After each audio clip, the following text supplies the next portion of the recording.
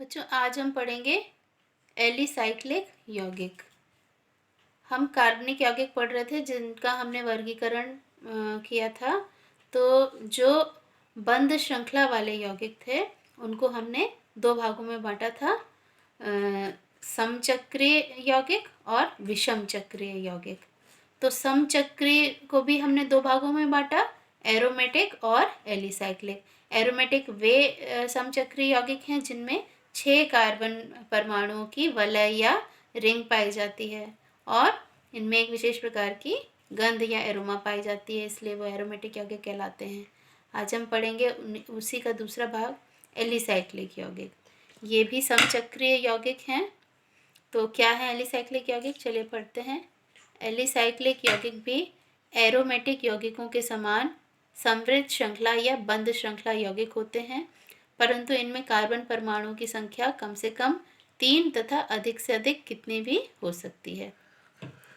Alicyclic यौगिक भी अभी जैसा मैंने बताया, ये भी एरोमेटिक यौगिकों के समान ही बंद श्रृंखला यौगिक होते हैं और ये समचक्रीय होते हैं। ठीक है, यानी इनमें इनकी जो वलय बनती है या चक्र बनता है उसमें कार्बन परमाणु ही पाए जाते हैं और कोई अन्य तत्वों के परमाणु नहीं पाए जाते, तो इसलिए ये समचक्रीय कहलाते हैं।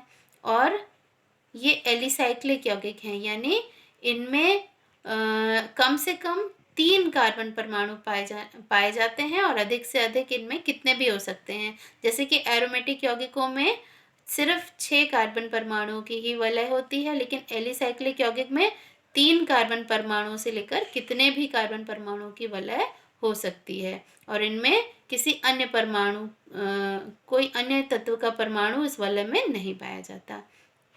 ये भी समचक्रीय यौगिक हैं, अर्थात इनके वलय में केवल कार्बन परमाणु ही पाए जाते हैं। अभी मैंने बताया कि ये एलिसाइक्लिक भी एरोमेटिक के समान ही समचक्रीय हैं और इनकी जो रिंग है या वलय है उसमें सिर्फ कार्बन परमाणु ही पाए जाते हैं। इनके गुण एलिफैटिक यौगिकों के समान होते हैं, केवल इनके नाम में साइक्लो लगा होता है। जैसे कि हमने एलिफैटिक यौगिक पढ़े थे, एलिफैटिक यानी खुली श्रृंखला वाले यौगिक। तो खुली श्रृंखला वाले यौगिकों के समान ही इनके गुण होते हैं और इनके नाम भी एलिफैटिक के समान ही रखे जाते हैं, जैसे कि प्रोपेन, ब्यूटेन,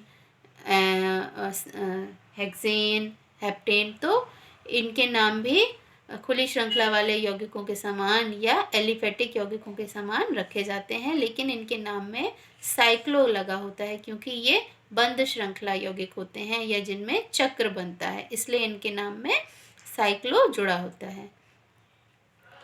ये एलिफैटिक यौगिकों के समान ही संतृप्त यौगिक होते हैं, अर्थात इनमें केवल एकल आबंध पाया जाता है। जैसे कि एलिफैटिक यौगिकों में एकल आबंध पाया जाता है, उसी प्रकार इनमें भी एकल आबंध ही पाया जाता है।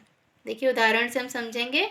ये देखिए 3 कार्बन परमाणुओं की वलय या रिंग है जिसमें एक, दूसरा और तीसरा, ये 3 कार्बन परमाणु है और इनकी जो खुली श्रृंखला नहीं है, श्रृंखला यहाँ पर बंद हो जा रही है। एक कार्बन, दूसरा कार्बन और तीसरा कार्बन जो है पहले से भी और दूसरे से भी जुड़ा है, इसलिए ये बंद श्रृंखला यौगिक हैं। ठीक है, अब इनका नाम कैसे रखेंगे? इनका नाम भी हम खुली श्रृंखला यौगिकों के समान ही रखेंगे, कार्बन की संख्या के आधार पर।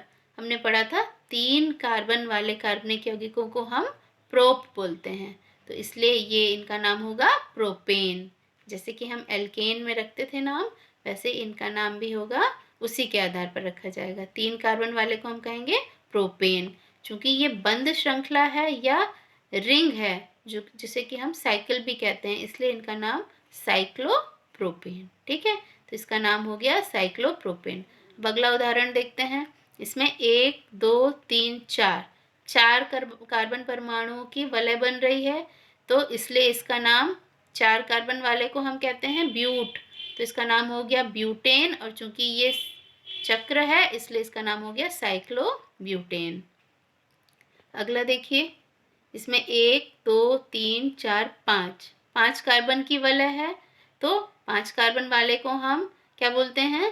पेंट बोलते हैं, तो इसका नाम हो गया पेंटेन। और चूंकि ये वाला है, ये रिंग है, तो इसलिए इसका नाम हो गया साइक्लोपेंटेन। और इसमें देखिए कहीं पर भी द्विआबंध या त्रिआबंध नहीं पाया जाता, क्योंकि ये संतृप्त यौगिक हैं। जिस प्रकार से एलिफेटिक यौगिक संतृप्त होते हैं, एल्केन संतृप्त होते हैं, उसी प्रकार से ये भी संतृप्त हैं। देखिए इस कार्बन से 2 हाइड्रोजन जुड़े हैं और 2 कार्बन जुड़े हैं, है ना। तो इसकी संयोजकता जो कि 4 होती है पूर्ण है। 2 ये हो गए हाइड्रोजन और 2 ये, यानी 1 2 3 4।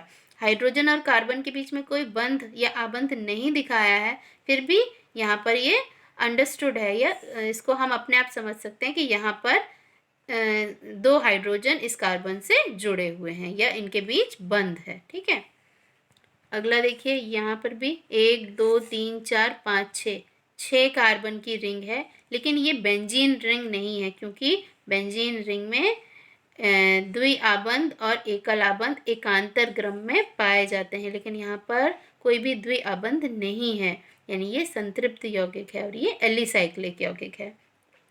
तो इसमें देखिए हाइड्रोजन 2 है ना, तो यानी कार्बन की संयोजकता पूर्ण है। 1 2 3 4 1 2 3 4 1 2 3 4, है ना। तो ये संतृप्त यौगिक हैं और ये एलिसाइक्लिक यौगिक हैं। तो 6 कार्बन वाले कार्बनिक यौगिक को हम क्या कहते हैं, हेक्स कहते हैं।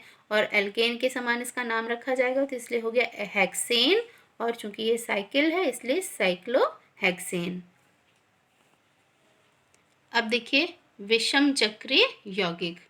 हमने समचक्री पढ़ लिए जो कि एरोमेटिक और एलिसाइक्लिक थे। अब है चक्रीय यौगिकों में या समृद्ध यौगिकों में दूसरा था विषम चक्रीय यौगिक। क्या है विषम चक्रीय? ये समृद्ध श्रृंखला या बंध श्रृंखला यौगिक हैं जिनमें बनने वाले वलय में कार्बन के अतिरिक्त अन्य तत्वों के परमाणु जैसे ऑक्सीजन, सल्फर, नाइट्रोजन आदि भी भाग लेते हैं, इसलिए इनको विषम चक्रीय यौगिक कहते हैं। ये असंतृप्त यौगिक हैं। देखिए विषम चक्रीय यानी जो चक्र बने उसमें अन्य तत्वों के परमाणु भी भाग लें या अन्य तत्वों के परमाणु भी पाए जाएं, तो वे यौगिक कहलाएंगे विषम चक्रीय यौगिक। देखिए उदाहरण से समझते हैं। यहाँ पर देखिए ये 1 2 3 4 5 कार्बन और 1 नाइट्रोजन की रिंग है। देखिए रिंग के अंदर नाइट्रोजन है ना, कार्बन से जुड़ा नाइट्रोजन, नाइट्रोजन से कार्बन, फिर कार्बन, फिर तो ये जो रिंग बन रही है या वलय बन रही है, इसके अंदर नाइट्रोजन भी पाया जा रहा है। तो ये विषम चक्रीय हो गया, क्योंकि इसमें कार्बन के अलावा अन्य तत्वों का परमाणु भी है, तो इसलिए ये विषम चक्रीय यौगिक है। देखिए इसमें नाइट्रोजन जुड़ा है, इसका नाम हो गया पिरिडीन। ये देखिए अगला, इसमें 1 2 3 4 कार्बन और 1 सल्फर है। इसमें भी रिंग में ही सल्फर जुड़ा है, इसलिए ये विषम चक्रीय है। और सल्फर की वजह से इसका नाम थायोफीन है। सल्फर को थायो भी बोलते हैं, इसलिए इसका नाम है थायोफीन।